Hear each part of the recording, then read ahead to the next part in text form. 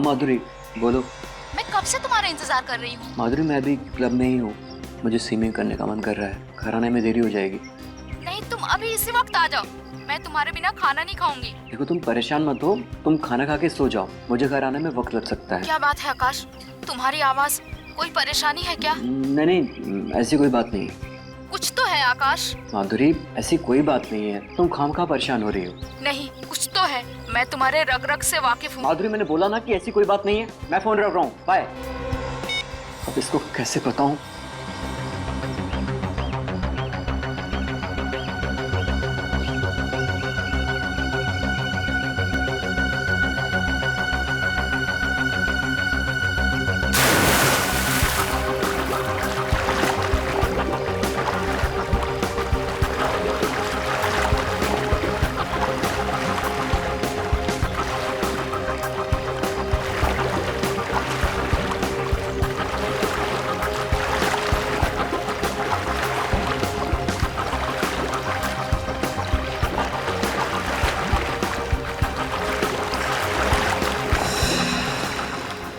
क्या हो रहा है? मेरे हाथ पे काम क्यों नहीं करे? कोई है? बताओ मुझे। कोई है? बताओ मुझे।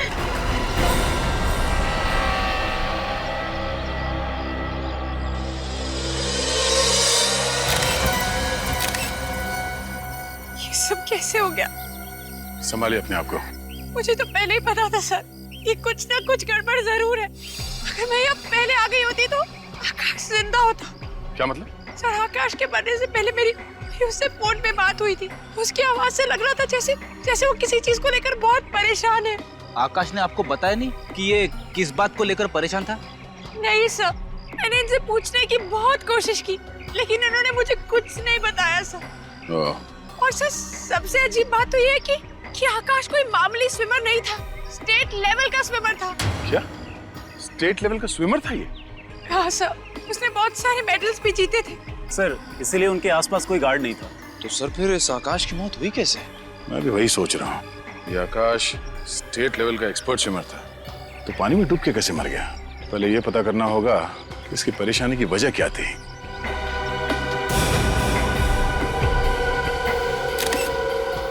मोबाइल किसका? ये तो आकाश का ही फोन है। निखिल सर, तो देखो, देखते हैं इसके मोबाइल से कुछ पता चलता है क्या।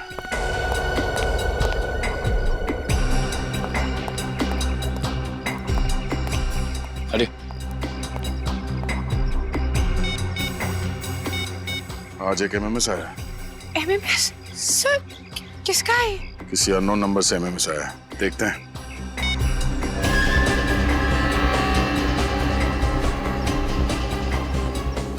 अरे सर, ये जो आदमी डूब रहा है ये आकाश ही है। हाँ सर, अगर आकाश की परेशानी की वजह ये एमएमएस है, तो जिस वक्त उसे ये एमएमएस मिला उस वक्त तो ये जिंदा था। फिर ये एमएमएस शूट कैसे हुआ होगा? ये चेहरा आकाश का दिख तो रहा है, और मुझे लगता है ये आकाश है नहीं। आकाश नहीं है? क्या मतलब? मतलब ये है कि ये धर किसी और का है और इस पे सर आकाश का चिपकाया गया है। ऐसा हो सकता है? बिल्कुल हो सकता है फ्रेडी। आजकल टेक्नोलॉजी की मदद से क्या क्या हो सकता है तुम सोच भी नहीं सकते। एक काम करो, पता करो ये नंबर किसका है। अच्छा, ये आकाश जब स्विमिंग पूल पर आया उसके बाद कोई यहाँ पर आया था? नहीं सर, कोई नहीं आया था। ठीक है।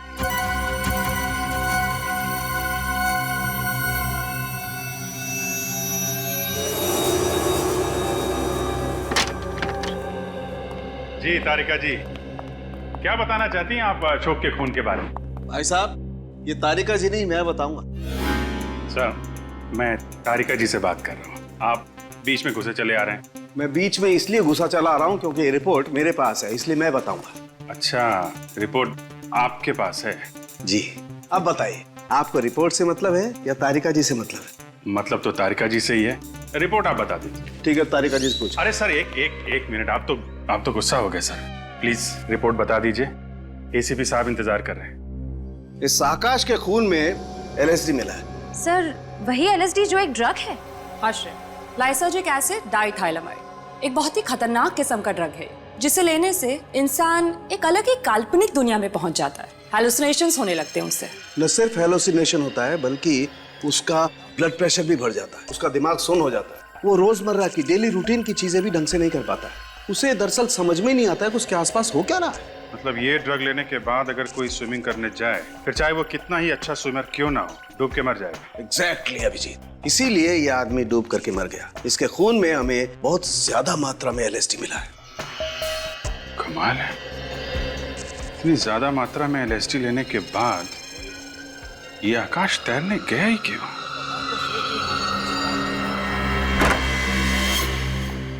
समझ में नहीं आ रहा है कि ये लोग नशे के चक्कर में फंस कैसे जाते हैं। 2 पल के नशे के चक्कर में आकाश ने अपनी जिंदगी गंवा दी और अपने परिवार वालों का भविष्य अंधेरे में धकेल दिया। सर फिर भी अभिजीत, मुझे लगता है कि आकाश ने वो ड्रग नहीं लिया था, उसे ड्रग दिया गया था। ड्रग दिया गया था ताकि जब वो स्विमिंग करने जाए तो डूबकर मर जाएगा। सर ये काम जरूर उसी का होगा जिसने आकाश के मोबाइल पे वो वीडियो भेजा था। विनीत, क्या पता चला MMS के बारे में? सर निखिल गया मोबाइल कंपनी पता करने के लिए। अभिजीत, मुझे तो लगता है जिसने भी आकाश को ये MMS भेजा ना, वो ना सिर्फ उसे डराना चाहता था, बल्कि ये बताना चाहता था कि आकाश देख, मैं तेरे साथ ये करूंगा। और फिर वैसे ही किया, उसे डुबो के मार दिया। हाँ निखिल, उस नंबर का पता चल गया? किसका नंबर है वो? ओके सर, उस नंबर का पता चल गया जिससे आकाश को वो MMS भेजा गया था। किसका नंबर है वो? सर कोई स्मिता कुमार है, वो एनडी नगर में रहती है। एनडी नगर? अभिजीत, तुम आकाश के घर जाओ और पता लगाओ कि किसने आकाश को ड्रग्स दिया और कैसे दिया। Okay sir. और मैं और विनीत हम स्मिता कुमार के घर जाते हैं। स्मिता कुमार।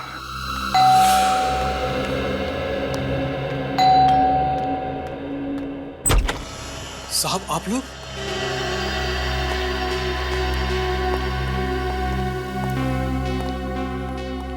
माधुरी जी, आपने हमें बताया क्यों नहीं? आपके हस्बैंड ड्रग्स लेते थे, LSD? आकाश ड्रग्स लेते थे? आप तो ऐसे चौंक रही हैं जैसे आपको इसके बारे में कुछ पता ही नहीं। क्या कह रहे हैं सर? आकाश तो सिगरेट और शराब के नाम से भी नफरत करते थे, और आप लोग कह रहे हैं कि आकाश ड्रग्स लेते थे? सचिन, पंकज, चेक करो घर। देखिए सर, देखिए, हम सिर्फ वही कह रहे हैं जो हमें फॉरेंसिक रिपोर्ट ने बताया है। LSD वजह है आपके पति के पानी में डूब के मरने की, वरना इतने एक्सपर्ट स्विमर थे आपके हस्बैंड, बिना किसी वजह के स्विमिंग पूल में तो डूब नहीं सकते।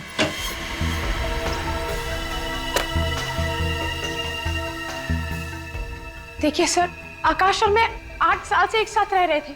अगर आकाश को ड्रग्स लेने की आदत होती तो कभी ना कभी तो मुझे इस बारे में जरूर पता चलता। और मान लीजिए सर कि आकाश ड्रग्स लेता भी था, तो वो ड्रग्स लेकर स्विमिंग करने क्यों जाता?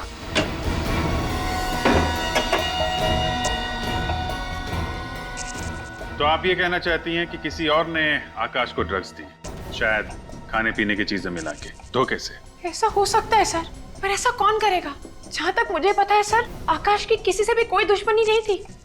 दुश्मनी तो थी माधुरी जी, वरना कोई धमकी भरा MMS क्यों भेजता आकाश को?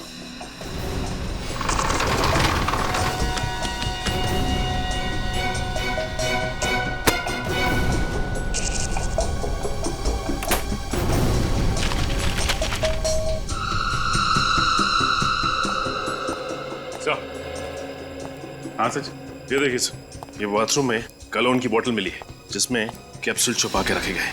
ये देखिए, लगता है LSD है ये। इसका मतलब है कि आकाश चोरी छुपे ड्रग्स लेता था? आकाश के कॉलोन की बोतल में ड्रग्स, और इसके बारे में आपको कुछ भी पता नहीं है? आप मुझ पे शक कर रहे हैं? ये ड्रग कैसे आई? ये तो डॉक्टर सुरेश को पता होगा। डॉक्टर सुरेश? हाँ सर, आकाश को जब भी कोई प्रॉब्लम होती थी तो वो उन्हीं के पास जाता था। डॉक्टर सुरेश?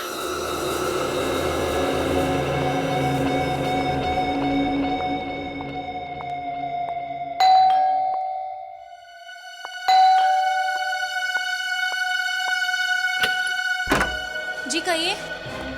अरे देखिए, अगर आप इंश्योरेंस से आए तो मैं आपको बता दूं कि मैंने इंश्योरेंस करवा लिया है। आपने तो अपनी जान का इंश्योरेंस बनवा लिया। उन लोगों का क्या जिनकी जानें ली थी, उनके इंश्योरेंस का क्या?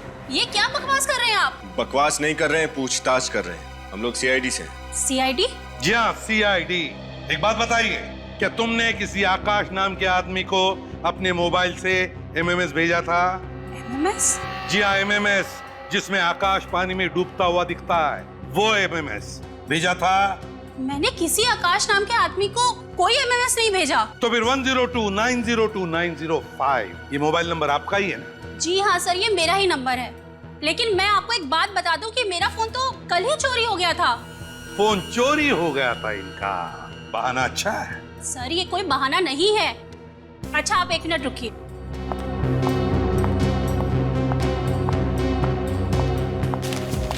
ये देखिए सर, मैंने अपने फोन के चोरी होने की रिपोर्ट भी लिखवाई थी। कहाँ चोरी हुआ था आपका मोबाइल? सर आकांक्षा मॉल के पार्किंग लॉट से। अगर आपका फोन चोरी हो गया था तो आपने मोबाइल कंपनी से कहकर अपना सिम ब्लॉक क्यों नहीं करवाया? मैंने उनको सिम ब्लॉक करने के लिए बोला था, लेकिन पता नहीं उन्हें इतना टाइम क्यों लगा। पता नहीं इतना टाइम क्यों लग गया, क्या करेगी बेचारी। खैर जरा बताइए, आपका ये मोबाइल चोरी हुआ कैसे, जरा हम भी तो सुने। सर मैं आकांक्षा मॉल के पार्किंग लॉट में फोन पर बात कर रही थी, तभी एक आदमी अचानक पीछे से बाइक पर आया और मेरा फोन चोरी करके भाग गया। अचानक मोटरसाइकिल पर आया और उसने आपका फोन छीन लिया और भाग गया। तो फिर आपको कुछ ना कुछ तो याद होगा ही, उस आदमी का चेहरा या फिर मोटरसाइकिल का नंबर या फिर किस तरह की मोटरसाइकिल थी या फिर कोई खास बात, कुछ तो याद होगा। सर हाँ? मुझे सिर्फ इतना याद है कि वो एक लाल रंग की स्नोडेन बाइक पर था और उसकी बाइक की टंकी पर एक जलती हुई खोपड़ी का स्टिकर लगा हुआ था।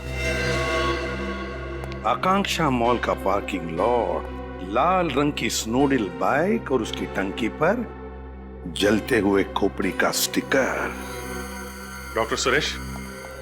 जी हाँ, कहिए। हम लोग सीआईडी से हैं। लेकिन सीआईडी वालों का हमारे क्लिनिक में क्या काम? आकाश आपका ही पेशेंट था? आकाश वो स्विमर? जी हाँ, वो स्विमर, उसकी मौत हो गई। आकाश की मौत हो गई?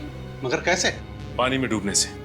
अगर आकाश तो बहुत अच्छा स्विमर था और उसको बहुत सारे स्विमिंग के मेडल मिले हुए थे, भला उसकी पानी में डूबने से कैसे मौत हो सकती है? वो इसलिए कि जब वो पानी में डूब रहा था तो एलएसडी नशे की चपेट में था। आकाश और नशा? मुझे तो यकीन ही नहीं हो रहा। अगर आकाश नशा कर रहा होता तो हमें उसके routine test, urine test, blood test में पता लग गया होता। आकाश ने कभी भी किसी प्रकार का कोई नशा नहीं किया है। अच्छा,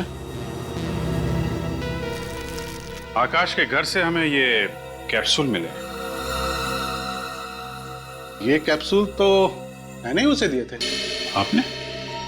तो ये कैप्सूल एलएसडी के नहीं है? लेकिन एक मिनट, ये बिल्कुल वैसे ही कैप्सूल हैं जो मैंने आकाश को दिए थे। मतलब ये एलएसडी के कैप्सूल है? ये एलएसडी का कैप्सूल है। मगर आपने किस लिए कैप्सूल दिए थे आकाश को? क्या बीमारी थी उसे? आकाश को बाइपोलर डिसऑर्डर था। बाइपोलर डिसऑर्डर था उसे? जी, आप लोगों को तो मालूम होगा, इस बीमारी में मरीजों को बहुत सारे मूड स्विंग होते हैं।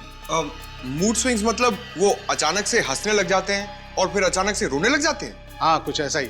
जब वो उदास होते हैं तो डिप्रेशन में चले जाते हैं और जब खुश होते हैं तो इतना खुश हो जाते हैं कि खुशी से फूले नहीं समाते।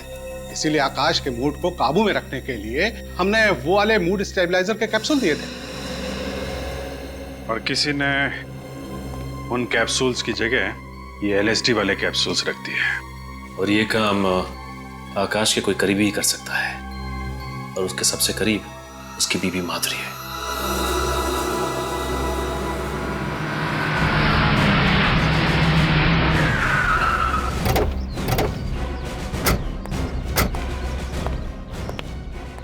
हमें एक बाइक के बारे में पूछताछ करनी है। पूछताछ करना चाहते हैं साहब? ये कोई पूछताछ केंद्र थोड़ी ना है साहब। मेरे पास फालतू टाइम नहीं है, टाइम पास करना है तो कहीं और जाइए। सीआईडी का नाम सुना है कभी? माफ कीजिएगा साहब, गलती हो गई। तब बताओ। कल दोपहर को 1 बजे एक आदमी आया था बाइक पर, उसने एक औरत का मोबाइल चुराया और फिर भाग गया। वो कुछ याद आता है? लाल कलर की स्नोडेल बाइक थी और उसकी टंकी पर एक स्टिकर लगा हुआ था जली हुई खोपड़ी का। हाँ साहब, याद आया साहब। मैंने मेम साहब के साथ उस बाइक वाले का पीछा करने की कोशिश की थी, लेकिन साहब वो भाग निकला। उस आदमी का चेहरा देखा तुमने? कुछ याद है उसके बारे में? साहब उसने हेलमेट पहन रखी थी, इसलिए मैं चेहरा नहीं देख पाया। उसे गाड़ी का नंबर तो नोट करके रखा होगा? हाँ साहब, नंबर है। बताओ जल्दी। कल दोपहर को 1 बजे।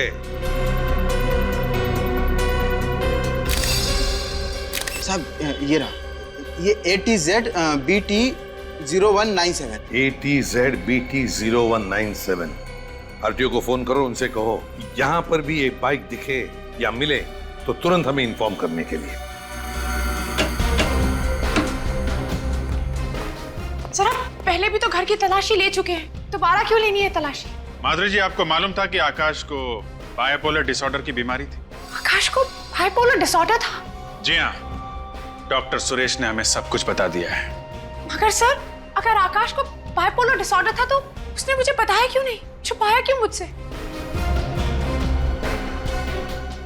पीछे ही चिपका रहेगा क्या? जरा वहां जा। ताज्जुब तो हमें भी हो रहा है कि आपको ये बात पता कैसे नहीं है।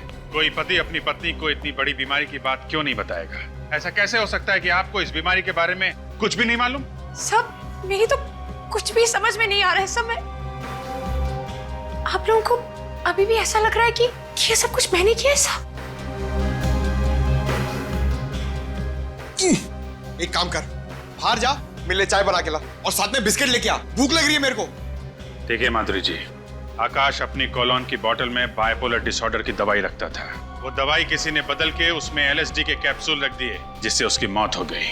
और दवाई बदलने का काम कोई पास वाला आदमी कर सकता है। क्या कह रहे हैं सर?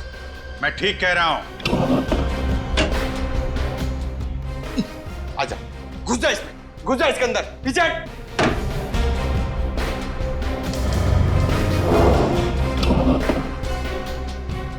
मैं आकाश को क्यों मारूंगी? मैं तो बहुत प्यार करती थी उससे। और आप यकीन माने या ना माने, मैं अपने आप को अभी भी समझा नहीं पा रही हूँ कि आकाश इस दुनिया में नहीं रहा। सर जरा जल्दी यहाँ पे आइए।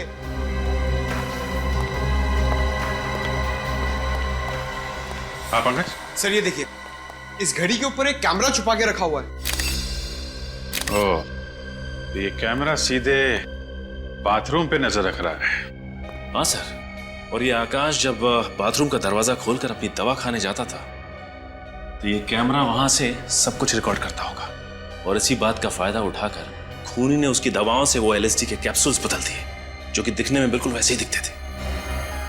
माधुरी जी, अब आप कहेंगे कि आपको इस कैमरे के बारे में भी कुछ नहीं मालूम? प्लीज मेरी बात का यकीन कीजिए, मुझे नहीं पता सर कि ये कैमरा यहाँ पर कैसे आया। तुम्हें मालूम है? नहीं साहब, इसके बारे में मुझे भी कुछ नहीं मालूम। अच्छा पंकज, कैमरा निकाल लो, पता करते हैं ये कैमरा कहां से खरीदा गया और किसने खरीदा।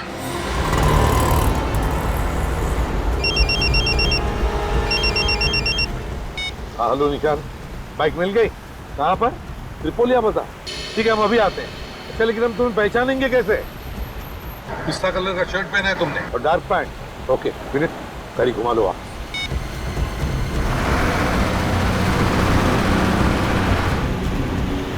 त्रिपोलिया बाजार यहीं कहीं आसपास ही होना चाहिए। सर, यही है त्रिपोलिया बाजार। नजर रखना जरा, पिस्ता कलर का शर्ट पहना हुआ है उस निशान पर। कहीं वो तो नहीं? वो देखो, आगे जाके यूटर्न मार लो।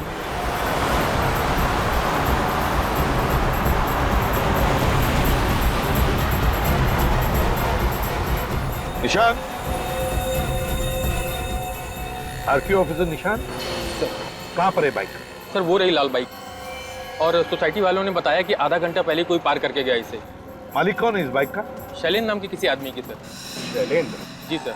सर पिछले हफ्ते ये बाइक चोरी हुई है। एक हफ्ते पहले बाइक चोरी की गई है। ठीक है निशान, thank you very much, good work, जा सकते हैं। Thank you. विनीत बड़ा चालाक है ये। उसने बाइक चुराई, फिर मोबाइल चुराया, दोनों अलग अलग लोगों का, ताकि उस तक कोई पहुंच न सके। Yes sir. आधे घंटे पहले यहाँ आया है वो, गया कहाँ होगा? ज्यादा दूर नहीं गया होगा। तेरा मैप निकाल, देखे तो सही है त्रिपोलिया बाजार है क्या? हम इस वक्त यहाँ है। एक तरफ तो पूरा रेसिडेंशियल एरिया है और इस तरफ सारे ऑफिसेज हैं। सर ये अंदाजा लगाना बहुत ही मुश्किल होगा कि आदमी किधर गया है। हम कहीं जाने वाले नहीं है उसे ढूंढने के लिए। हम यहीं पर रुके रहेंगे, यहीं पर इंतजार करेंगे उसका। जरूर आएगा वो अपनी बाइक लेने के लिए, आएगा जरूर। एक्सक्यूज मी, आप जरा ये कैमरा देखिए, ये आपने बेचा है? हाँ सर, ये कैमरा हमने बेचा है। हम लोग CID से हैं, ध्यान से सोच के बताओ किसे बेचा है। एक मिनट सर। हाँ सर, ये कैमरा हमने हेमंत नाम के आदमी को एक हफ्ता पहले बेचा था। ये हेमंत का नंबर और पता तो होगा तुम्हारे पास? नहीं सर, वो तो नहीं है। आप सिक्योरिटी सिस्टम बेचते हैं और आपके पास उस इंसान का कोई रिकॉर्ड नहीं है? वो सर वो। अच्छा ये बताओ, उसने पैसे कैसे दिए थे? क्रेडिट कार्ड से या फिर कैश? सर पेमेंट तो उन्होंने कैश से ही दिया था। कैश? दिखने में कैसा था? सर हाँ सर, थोड़ा थोड़ा याद है। अरे यार, आप सिक्योरिटी सिस्टम्स बेचते हैं और आप ही के पास सिक्योरिटी कैमरा नहीं लगा हुआ है। आपका सुझाव तो अच्छा है, मैं बहुत जल्दी लगवा लूंगा। सुझाव का क्या करोगे? हेमंत को जो करना था वो करके चला गया। पंकज, हो गया? एक बात बताओ, वो आदमी कैसे आया था यहाँ पे? किसी के साथ आया था, अकेले आया था? क्या बात कर रहा था यहाँ पे? किसी से फोन पे बात कर रहा था? कुछ भी याद है उसके बारे में? हाँ सर, वो फोन पे बात कर रहा था। क्या बात करता, सुना तुमने? क्या कह रहा था? दिमाग पे जोर डालो, याद करो, क्या कह रहा था वो? हाँ सर, याद आया। वो फोन पे कह रहा था कि मैं वेयर हाउस बहुत जल्दी पहुंच जाऊंगा। कौन सा वेयर हाउस? ये तो नहीं बोला उसने फोन पर सर। एक बात तो पक्की है, उस एमएमएस वाले खूनी ने किसी वेयर हाउस को अपना अड्डा बना रखा है। तुम्हें उसके बारे में जो भी याद है, जितना भी याद है, उसका स्केच बनवाओ। ब्यूरो चलो। सर अगर ये बाइक लेने वापस ही नहीं आया तो? चोरी की बाइक है, हो सकता है छोड़ के भाग गया हो। आएगा वो विनीत, जरूर आएगा बाइक लेने के लिए। हाँ अभिजीत, मतलब पता चल गया कैमरा कहाँ से खरीदा था? कैमरा खरीदते वक्त किसी वेयर हाउस का जिक्र भी किया था। कैसा वेयर हाउस अभिजीत? कौन सा वेयर हाउस पता चला? बिल्कुल, हम पता लगा लेंगे वेयर हाउस का। Good work Vineet. जरा मैप देखो, त्रिपोलिया बाजार का देखो, आसपास कोई वेयर हाउसेस है क्या? ये देखिए सर, इस बाजार के इस तरफ 4 वेयर हाउस है सर। तो हो सकता है ये खूनी इन चारों में से किसी एक वेयर हाउस में छुप कर बैठा होगा। वेयर हाउस चलते हैं। सर लेकिन अगर हमारे जाने के बाद ये बाइक लेने वापस आया तो? ये बाइक वाला भाग कर जाएगा कहाँ? चलो पहले वेयर हाउस चलते हैं, खूनी को देखते हैं।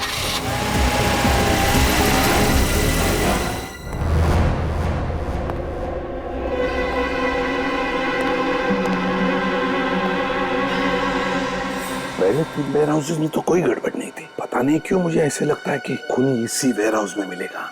चौकन्ना रहना।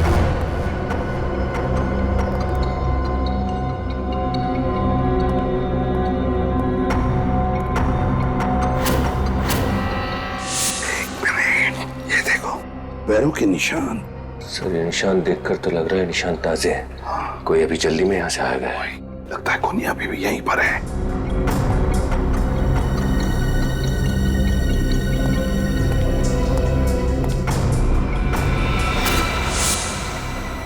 लैपटॉप, और फिर यहाँ पर कोई भी नहीं। ये भाग तो नहीं गया।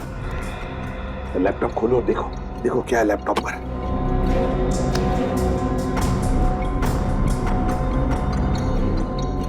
देखा, इस तरह से ऐसे नजर रख रहा था वो आकाश पर। ये कैमरा कहाँ पे लगा है? ये कैमरा तो लिफ्ट में लगा हुआ है। लेकिन आकाश की बिल्डिंग में तो लिफ्ट थी नहीं। तो फिर ये जगह कौन सी है? किस बिल्डिंग की लिफ्ट है ये? सर हो सकता है आकाश शायद इस बिल्डिंग में आता जाता था। या तो ऐसा भी हो सकता है कि आकाश के अलावा वो किसी और पर भी नजर रख रहा था और शायद उसका खून करना चाहता है, और वो जो भी है इस बिल्डिंग में रहता है। कौन सी जगह हो सकती है? ये देखो विनीत, लिफ्ट खुल गई। देखो लिफ्ट के सामने बोर्ड लगा हुआ है, आनंद मोहन हाउसिंग सोसाइटी। इसका मतलब ये आदमी आनंद मोहन सोसाइटी में रहता है। आनंद मोहन सोसाइटी।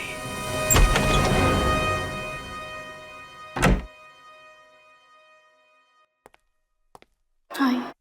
हाय। एमएमएस?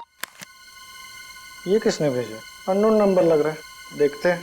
ये क्या है? ये लिफ्ट के अंदर कौन जा रहा है? कहिए मैं तो नहीं।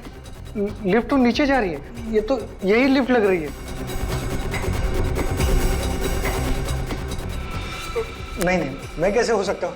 रोहित रिलैक्स रोहित, कुछ नहीं होगा। अभी लिफ्ट आएगी, अब तुम लिफ्ट के अंदर जाओगे। ये एमएमएस सिर्फ एक मजाक है, ठीक है? अब लिफ्ट आएगी और तुम अंदर जाओगे।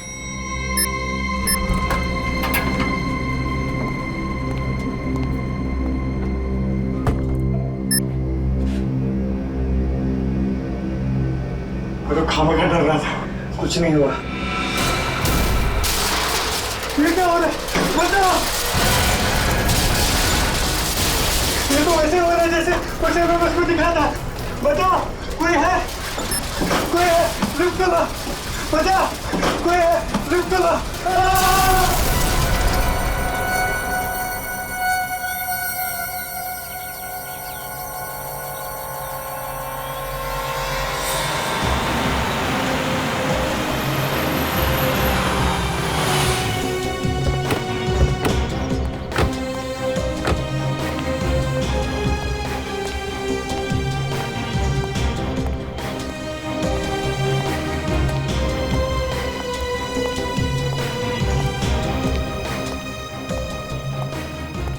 बहुत भीड़ लगी हुई है सर।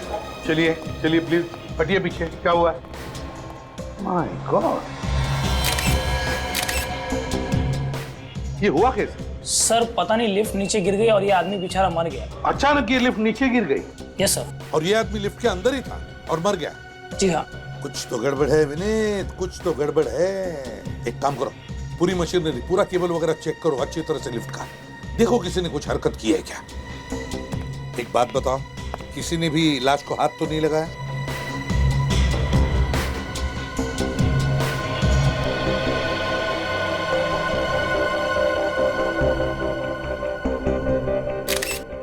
तो Rohit Kumar,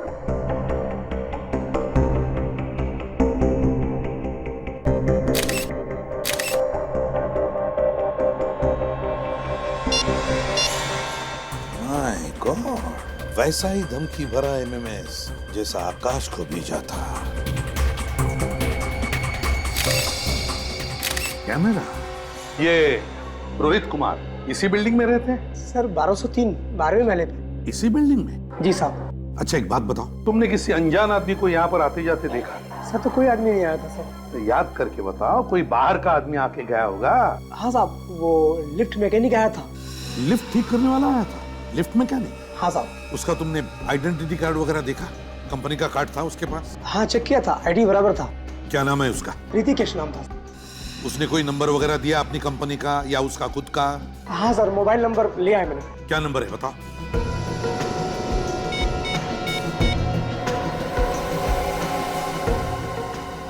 damn it, phone उठा नहीं रहा है, जरूर गलत नंबर दिया होगा। सर। हाँ सर, ये लिफ्ट अपने आप नीचे नहीं गिरी, इसके साथ छेड़खानी हुई है। यही शक था मुझे।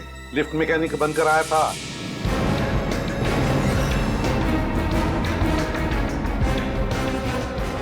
मैंने उसे बिल्डिंग से जाते हुए देखा था, एक लंबा सा आदमी, उसके हाथ में टूल किट था। उसने सारा किया, ये सब उसी ने किया है, ये देखो।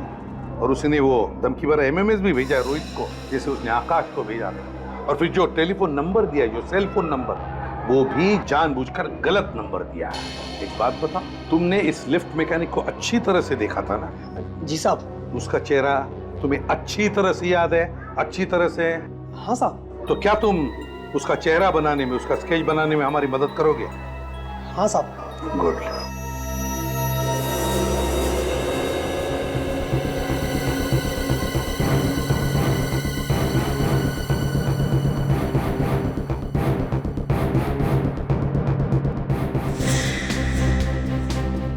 स्केच तैयार हुआ? सर एक लगभग रेडी है, दूसरा तैयार हो रहा है। एक बार दोनों स्केच बन जाए सर, पता चल जाएगा ये दोनों खून आपस में जुड़े हुए हैं या नहीं। है, कनेक्शन है। पहले रोहित और आकाश को एमएमएस भेजा गया, फिर एमएमएस देखने के बाद इन दोनों का खून किया गया। आकाश को पानी में डुबो के मारा गया और रोहित को लिफ्ट में। दोनों के खून में कोई ना कोई संबंध जरूर है। रोहित और आकाश के बारे में पता लगाना चाहिए। सर श्रेया लगी हुई है, बस डिटेल्स लेके आने वाली है। सर। हाँ। दोनों स्केच तैयार हो गए सर। सर ये स्केच इन्होंने बनवाए और ये स्केच इन्होंने बनवाए। अभिजीत, क्या लगता है तुम्हें इन स्केचेस को देखकर?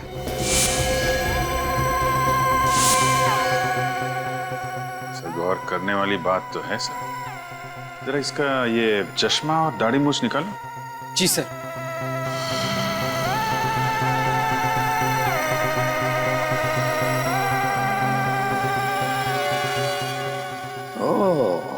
तो ये बात है, ये दो अलग अलग आदमी नहीं बल्कि एक ही आदमी है, और इसी आदमी ने वो दो खून किए हैं।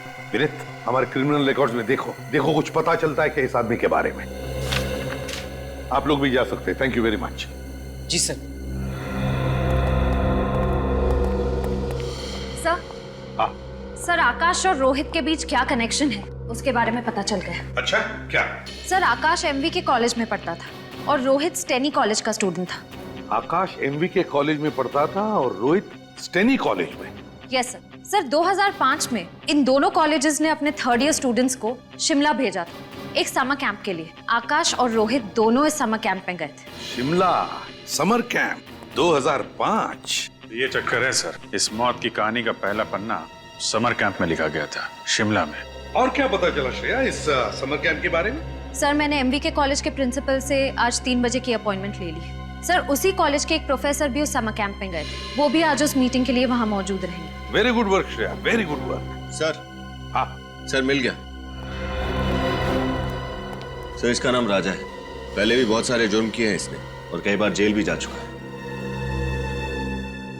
राजा, पता लगाना पड़ेगा इस राजा का महल कहां पर बना है और फिर एमवी के कॉलेज से भी पता चल जाएगा क्या हुआ था उस समर कैंप में। नमस्ते सर। आइए आइए, मैं आप लोगों का इंतजार कर रहा था और ये है यहाँ के प्रोफेसर जिसे आप मिलना चाहते हो। नमस्ते सर। नमस्ते। तो आप ही इन बच्चों को 2005 में शिमला के समर कैंप लेके गए थे? जी। ओके। प्रोफेसर साहब जरा ये फोटो देखिए, इन दोनों को पहचानते हैं आप? हाँ, इसे मैं अच्छी तरह से पहचानता हूँ। ये आकाश है और ये शायद रोहित। अरे वाह, आपकी याददाश्त तो काफी अच्छी है। 8 साल बाद भी आप इनको इनके नाम से पहचानते? दरअसल मुझे सबके नाम तो अच्छी तरह से याद नहीं है, मगर इन चारों के नाम मुझे अच्छी तरह से याद है। 4? लेकिन हमने तो आपको 2 ही फोटोग्राफ दिखाए।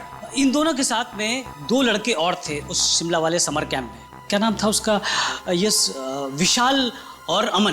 विशाल और अमन? हाँ, अमन उस समर कैंप में ड्रग्स का इस्तेमाल करते हुए पकड़ा गया था। अमन ड्रग्स लेता था? और पकड़े जाने पर उसने आकाश, विशाल और रोहित पे इल्जाम लगा दिया कि वो तीनों उसे फंसा रहे हैं। अच्छा, फिर क्या हुआ? फिर कुछ नहीं। अमन के इल्जाम झूठे साबित हुए और उसके कॉलेज वालों ने उसे निकाल दिया। हाँ, ये चक्कर है। लगता है ये अमन 8 साल के बाद नींद से जागा है बदला लेने के लिए और इस राजा के साथ मिलकर ये सब खून कर रहा है। प्रिंसिपल साहब, ये रोहित और अमन का एड्रेस मिल सकता है ना? हाँ जरूर इंस्पेक्टर साहब, मैं इन दोनों का कॉलेज से पता करके आपको बताता हूँ। प्लीज जरा जल्दी कीजिएगा, किसी की जिंदगी और मौत का सवाल है।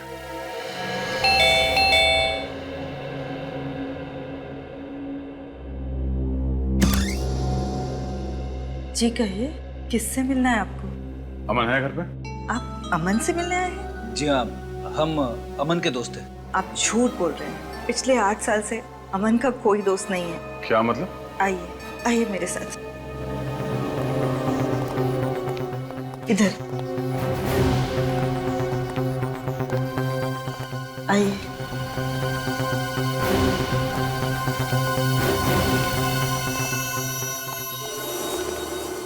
ये है अमन। ये क्या हुआ इसे? पहले आप बताइए, आप लोग कौन हैं और यहाँ क्यों आए हैं? माँ जी, हम लोग सीआईडी से हैं। एक केस की तहकीकात हमें यहाँ तक खींच लाई। CID case?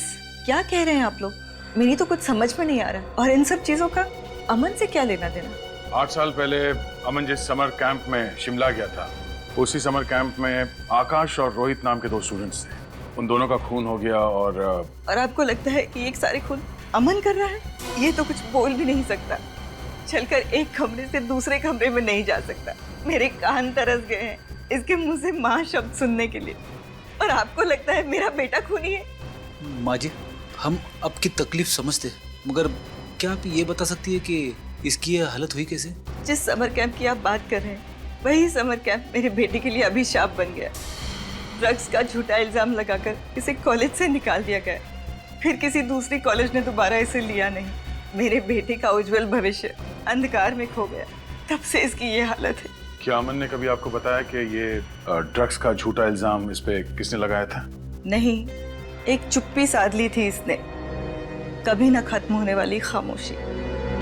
तो क्या अमन की हालत पिछले 8 साल से ऐसे ही है? बीच में थोड़ा सुधार आया था इसकी हालत में, मगर पिछले साल इसके पिताजी गुजर गए। तब से फिर यही हालत हो गई है इसकी। आप फिक्र मत कीजिए माँ जी, मैं अमन के लिए प्रार्थना करूंगा। अमन जल्दी ठीक हो जाएगा। आप लोग बैठिए, मैं चाय लेके आ रही। नहीं नहीं, आप तकलीफ मत कीजिए प्लीज, हम लोग चलते हैं। माँ जी, कभी भी किसी भी तरह की कोई मदद चाहिए तो हमें याद करिएगा प्लीज। Thank you. चलो।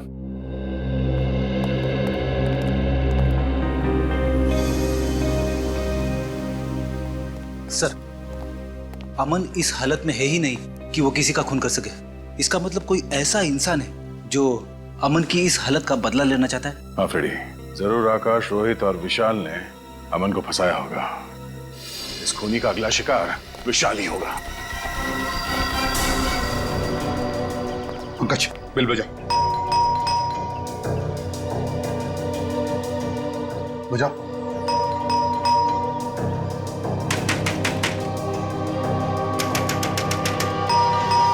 विशाल सर, ये दरवाजा खोल क्यों नहीं रहा है? कहीं कुछ हो तो नहीं गया? गैस की बदबू आ रही है। मास्क पहन लो, मास्क पहन लो। विनीत। Yes sir. मस्जिद से दरवाजा खोलो। पंकज, पंकज देखो गैस कहां से आ रही। बंद करो।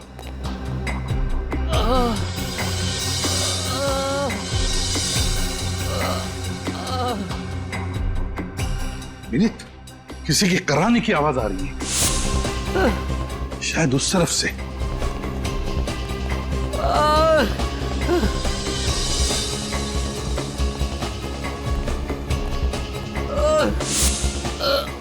My God.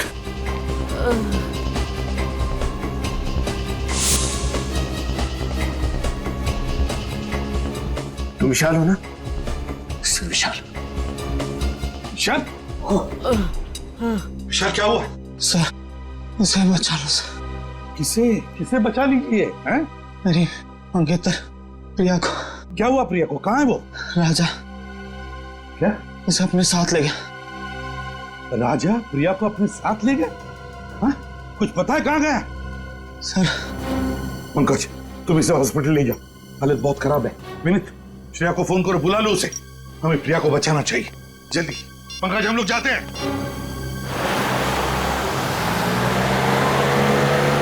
वो देखो, वहां कोई है।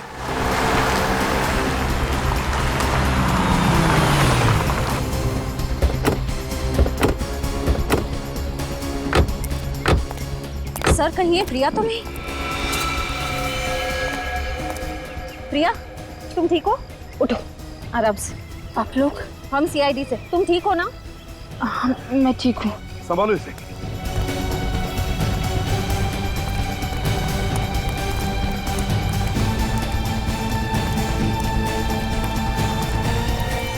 देखो देखो, ये जिंदा है क्या? सर, ये तो राजा है। राजा? ये तो मर चुका है सर। समझ में नहीं आता। गाड़ी यहाँ पर क्रैश हुई है, राजा यहाँ मरा पड़ा है, वो प्रिया वहां पर है। ये सब हुआ कैसे होगा? पता नहीं क्यों मुझे लगता है सारा सच सामने नहीं आ रहा है। कुछ तो गड़बड़ है। गाड़ी को चेक करते हैं अच्छी तरह। देखो जरा। उठ सकोगी? हाँ, संभल के देखो कुछ गाड़ी में प्रॉब्लम है क्या, अच्छी तरह से देखो। रुको, मैं पानी लेकर आती हूँ। हाँ?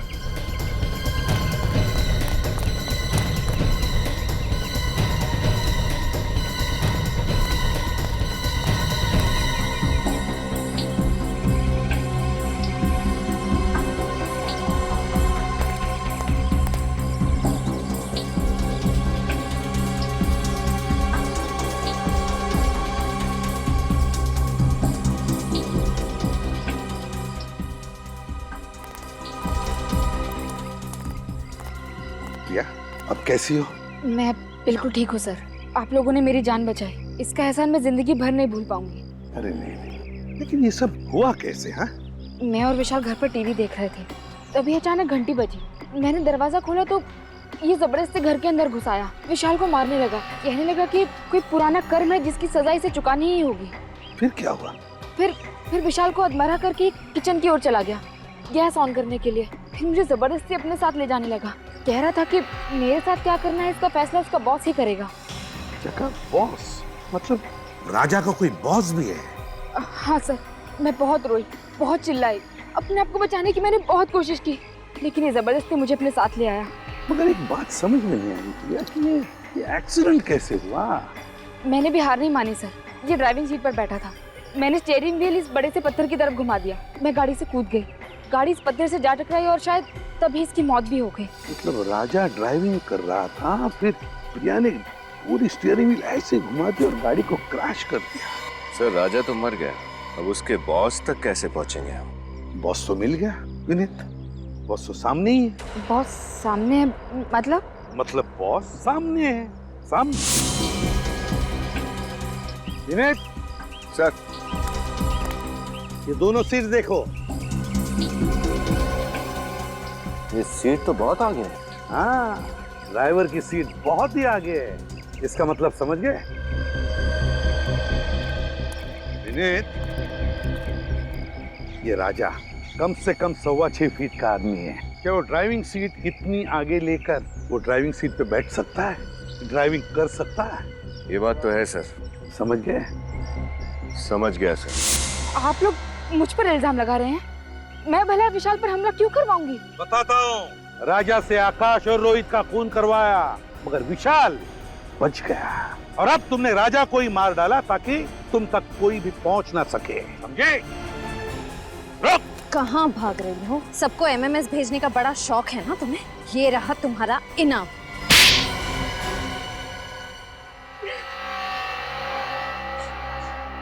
हाँ, मैंने ही आकाश, रोहित और राजा को मार डाला। विशाल को भी मार डालते अगर आप लोग उसे बचा न लेते तो। बहुत अफसोस हो रहा होगा, है ना, कि चौथा खून कर नहीं पाई। क्यों? विशाल को मार डालती तो मेरा बदला पूरा हो जाता। कैसा बदला? अमन का बदला। बहुत प्यार करती थी मैं अमन से, कितने सुहाने सपने देखे थे हमने हमारे भविष्य को लेकर, लेकिन उन तीनों ने अमन की क्या हालत कर दी। आज मेरा मन अपनी प्रिया को पहचानता तक नहीं है। अमन की इस हालत के लिए वो तीन जिम्मेदार कैसे?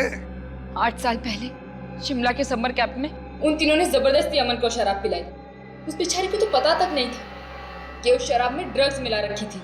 उस ड्रग्स की मात्रा इतनी ज्यादा थी कि हमें तभी अमन को हॉस्पिटल लेकर जाना पड़ा।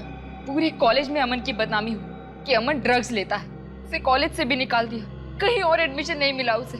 इस बात का उसे इतना गहरा सदमा लगा कि आज तक वो। फिर अमन की इस हालत का बदला लेने की तुमने ठान ली?